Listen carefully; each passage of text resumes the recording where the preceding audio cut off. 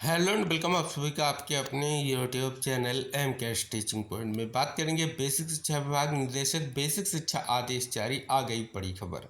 आदेश का विस्तृत निष्कर्ष आपको इंगित कराएंगे। निवेदन करेंगे आप वीडियो को अंत तक ज़रूर देखें और वीडियो में दी गई महत्वपूर्ण इन्फॉर्मेशन को शेयर करें। अगर आप चैनल पर पहली बार विजिट कर रहे हैं तो चैनल को सब्सक्राइब जरूर कर लें, जिससे जो भी नेक्स्ट इन्फॉर्मेशन या नेक्स्ट वीडियो आप तक शेयर किया जाए वो आसानी से पहुंच सके।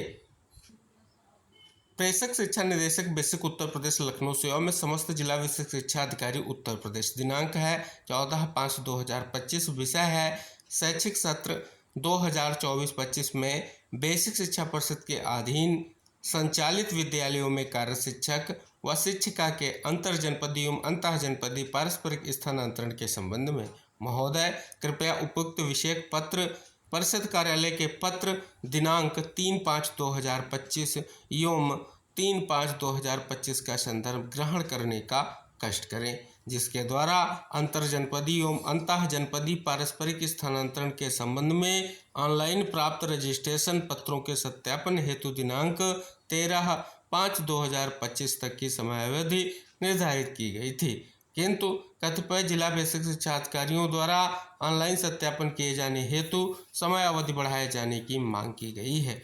उपर्युक्त के परिप्रेक्ष्य में जिला बेसिक शिक्षा अधिकारी द्वारा ऑनलाइन सत्यापन कराए जाने के उपरांत जिला स्तरीय समिति की बैठक संतुलित किए जाने की कार्रवाई हेतु समय अवधि दिनांक 16/5/2025 तक बढ़ाई जा रही है। तदुपरांत अग्रेतर आवश्यक कार्रवाई हेतु पृथक से निर्देश प्रेषित किए जाएंगे। कृपया तदनुसार कार्रवाई सुनिश्चित करें। तो ये देख रहे हैं महत्वपूर्ण जो है निर्देश जारी किया गया है, जो इम्पोर्टेंट है और आप सभी लोगों का जो विशेष प्रयास, विशेष निष्कर्ष और विशेष तौर पर एक महत्वपूर्ण जो है स्थानांतरण की प्रक्रिया को लेकर के निष्कर्ष यहाँ पर देखने को मिल रहा है।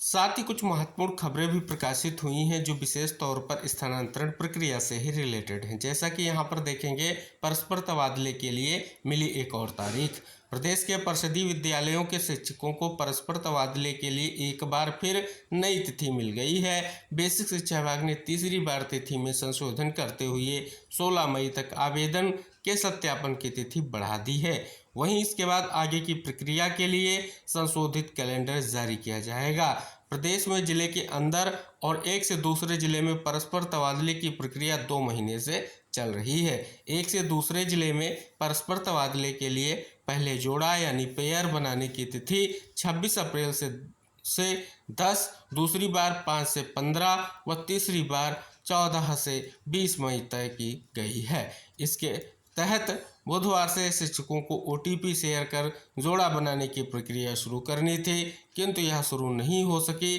बुधवार को बेसिक शिक्षा निदेशक प्रताप सिंह बघेल की ओर से जारी आदेश में कहा गया है कि जिले के अंदर व एक से दूसरे जिले में ऑनलाइन आवेदन के सत्यापन की तिथि 13 मई तय थी, किंतु कुछ जिलों में BSA ने सत्यापन की तिथि बढ़ाने की मांग की है। इसे देखते हुए ऑनलाइन सत्यापन की तिथि 16 मई तक बढ़ाई जाती है। इसके अनुसार जिला स्तरीय समिति के बैठक व संतुलित भी BSA द्वारा कराई जाएगी। जानकारी के अनुसार अभी भी 30 से अधिक जिलों में शिक्षकों के आवेदन पत्रों का सत्यापन नहीं हुआ है। एक से दूसरे जिले में हुए 31,000 से अधिक आवेदन में से मात्र 10% और जिले के अंदर हुए 39,859 आवेदनों में से 15% आवेदनों का ही सत्यापन हो सका है। यहाँ पर देखेंगे, प्रक्रिया पूरी करने में ना निकल जाए समय।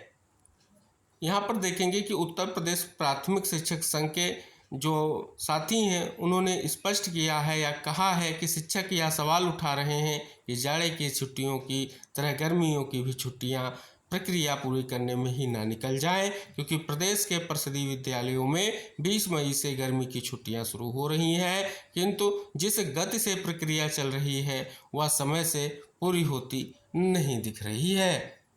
इसी प्रकार अगली खबर में के माध्यम से भी निष्कर्ष इंगित कराया गया है कि परस्पर तबादले 30 से अधिक जिलों में नहीं हुआ सत्यापन। परिषदीय विद्यालयों के शिक्षकों को परस्पर तबादले के लिए अब 30 से अधिक जिलों में आवेदन पत्रों का सत्यापन नहीं हुआ है। अगर यहाँ पर आप देखेंगे स्पष्ट तौर पर वही निष्कर्ष दिया गया है जो हमने अभी आपको इंगित कराया है। इस खबर में भी स्पष्ट किया गया है कि परस्पर तबादले के लिए अब आवेदन सत्यापन कल तक। देख रहे हैं कि परिषदीय विद्यालयों के शिक्षकों को परस्पर तबादले के लिए एक बार फिर नई तिथि मिल गई। विभाग ने 16 मई तक आवेदन के सत्यापन की तिथि जो है बढ़ा दी है। आगे की प्रक्रिया के लिए संशोधित जो कैलेंडर है वो जारी किया जाएगा। तो यहाँ पर देखेंगे कि वह आदेश का निष्कर्ष है जो खबर के माध्यम से आप सभी लोगों के लिए स्पष्ट किया गया है। यहाँ पर भी देखेंगे वही खबर स्पष्ट की गई है जिसका डिटेल से निष्कर्ष हमने इंगित कराया है। तो अब बात कर लें, स्पष्ट तौर पर उम्मीद की जाती है कि प्रक्रिया को लेकर के जल्द ही आप सभी के लिए जो इंतज़ार है वो समाप्त होगा और निष्कर्ष आएगा। शेष कोई भी आदेश, कोई भी खबर होगी तो आपको जरूर शेयर की जाएगी। साथ ही हम बात कर लें एक और बड़ी खबर के परिप्रेक्ष्य में जो आप यहाँ पर आप सभी लोगों के लिए महत्वपूर्ण जानना जरूरी है कि पीयर लर्निंग से हासिल करेंगे निपुण लक्ष्य, रेमेडियल कक्षाएं भी चलाएंगे। परिषदीय विद्यालयों में निपुण लक्ष्य व मूल्यांकन में किए गए बदलाव के तहत अब बच्चों का समग्र मूल्यांकन किया जाएगा। वहीं बच्चों के बीच पीयर लर्निंग यानी साथियों से सीखना व रेमेडियल यानी उपचारात्मक कक्षाओं पर भी जोर दिया जाएगा। यह प्रयोग खासतौर पर लक्ष्य ना प्राप्त करने वाले विद्यालयों के लिए लागू किया जाएगा। निपुण लक्ष्य के तहत वर्तमान में कक्षा 1 व 2 के बच्चों के भाषा व गणितीय दक्षता का मूल्यांकन किया जाता था, लेकिन शिक्षा मंत्रालय की ओर से संशोधित 2 साल के लक्ष्य के तहत अब बच्चों का संपूर्ण मूल्यांकन होगा। इसमें बच्चों को करेंसी यानी नोट देते हुए इसके प्रयोग के बारे में बताया जाएगा। बच्चों की पूरी समझ व उनके लिखने का भी मूल्यांकन होगा। इसी के अनुरूप बच्चों पर ध्यान दिया जाएगा। इसके लिए बच्चों को हर माह के लिए निर्धारित पाठ्यक्रम पूरा करना होगा। बच्चों द्वारा सहपाठियों के साथ ज्ञान, विचार और अनुभव को साझा करने के लिए आपस में मिलकर पढ़ाई करने पर जोर दिया जाएगा।